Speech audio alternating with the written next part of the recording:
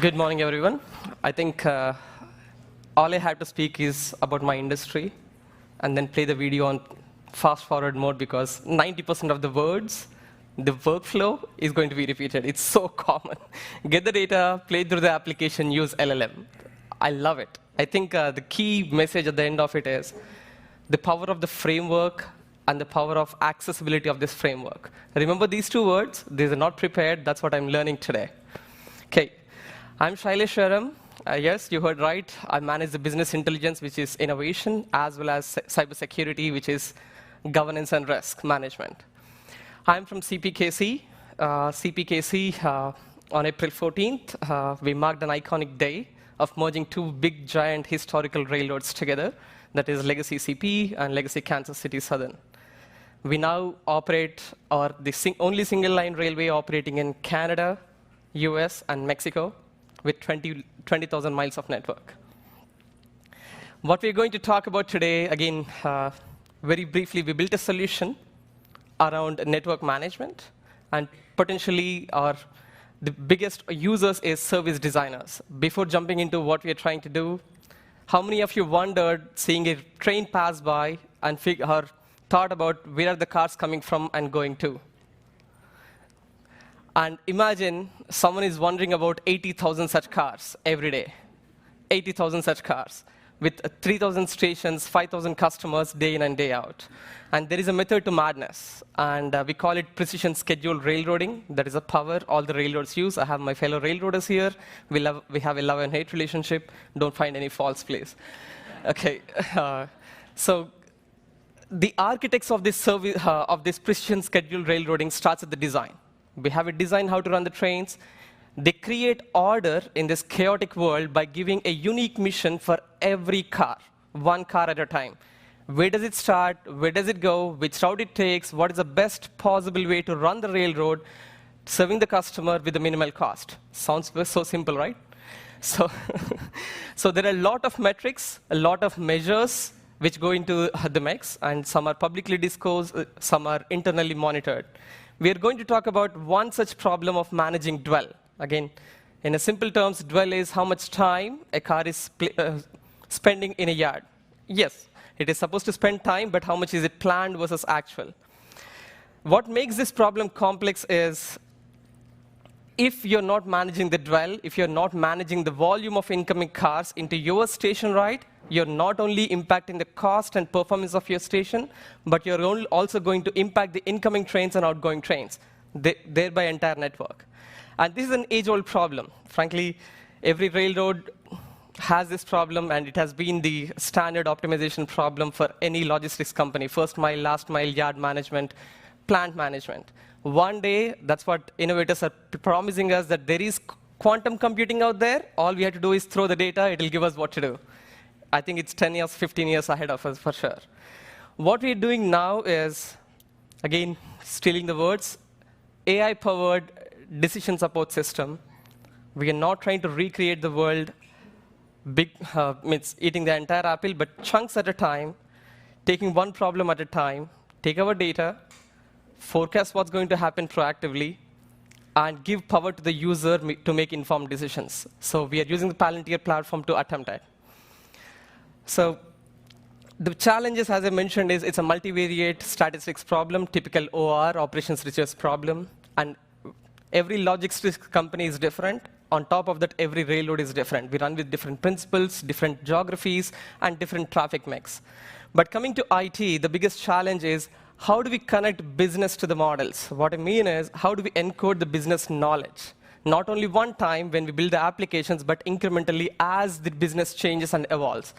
The second problem, and the toughest problem, I think someone already spoke today, is how do we get those models to business? How do we let them adopt and adapt to these technologies and trust them and not make the technologies obsolete?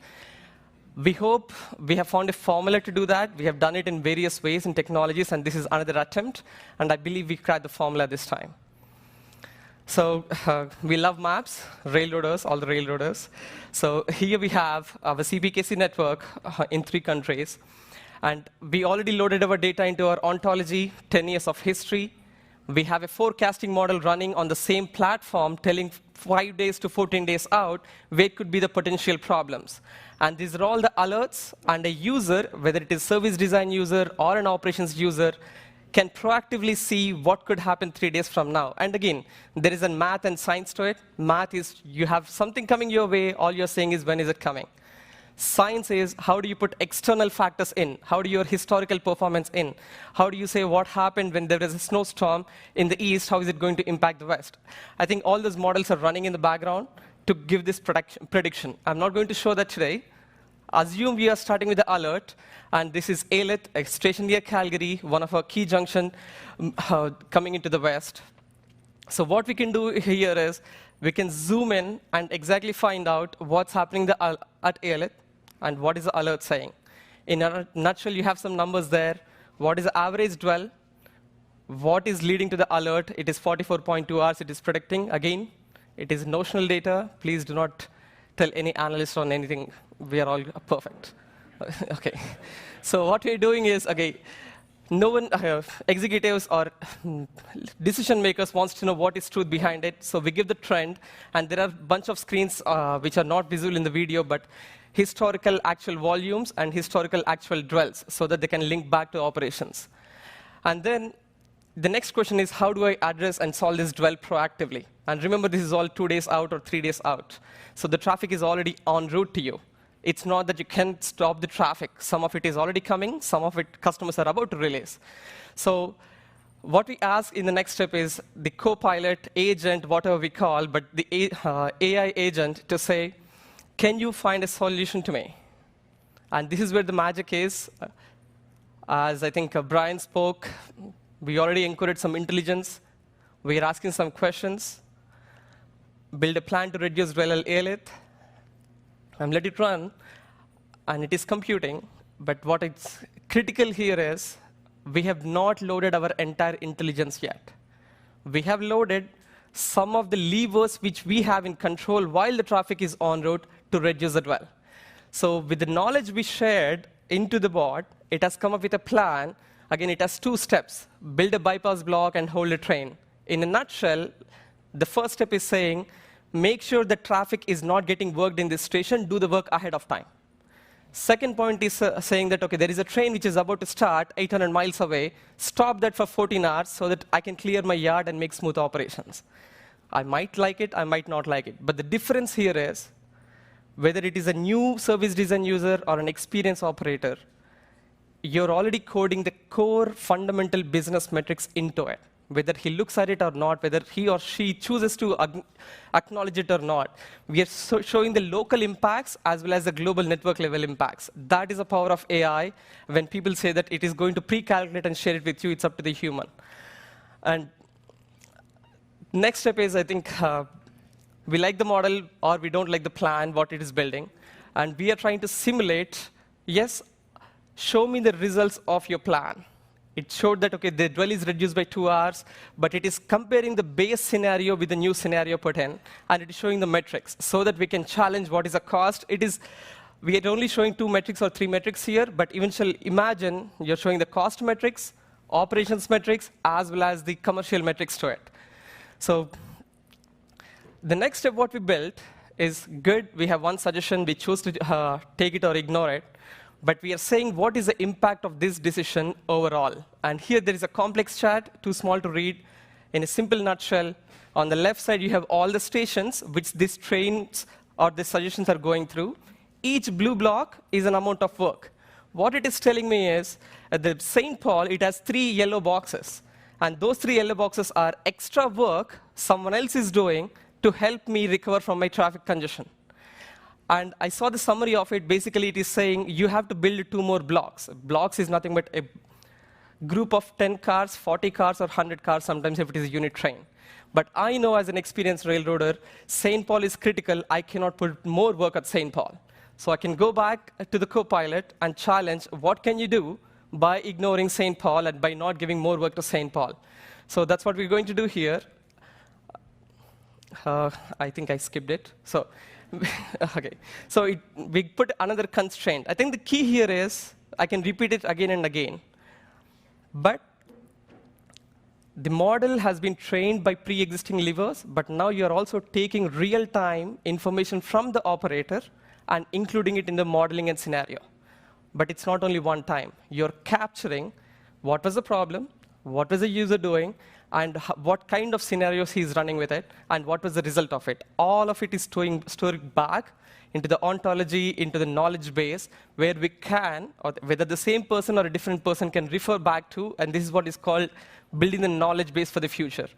And then we know exactly which levers are impacting, how much they are impacting, what is model-driven versus what is operator-driven, what is data-driven technologies. So now we regenerated another solution. It is simulating, and we are also saying, what if I threw in more crews and more locomotives?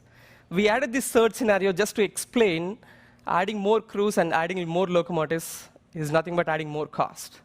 That is the last option we want to choose as railroaders is, again, PSR is run an optimal railroad with all the optimal resources. So if you're adding more crews, more resources, it might be beneficial only for certain points, but not all the time. So the model goes back, calculates, and shares with you the cost impacts as well as the operational impacts of the decision.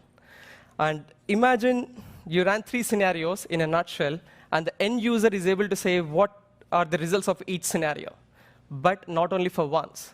All the scenarios, all the results are stored forever for this metric, for this particular station. All I have to do it for 2,000 more stations across North America. And each station is unique, and each journey is unique, and we are embarking on a journey. It's not a one-time solution, but we are encoding intelligence piece by piece into this process. What I like, again, is the framework. We are building digital twins of the data. We are including the forecasting models on top of the data in the same platform. We also giving LLMs or easy way to interact with the models and the data by taking real-time inputs. In a nutshell, we're building for the future on a platform where we think it is scalable for the future. That's what we are doing at CPKC. And again, it's notional data, Mr. Railroaders. Elite is perfectly fine, and we are right on the right track. Thank you.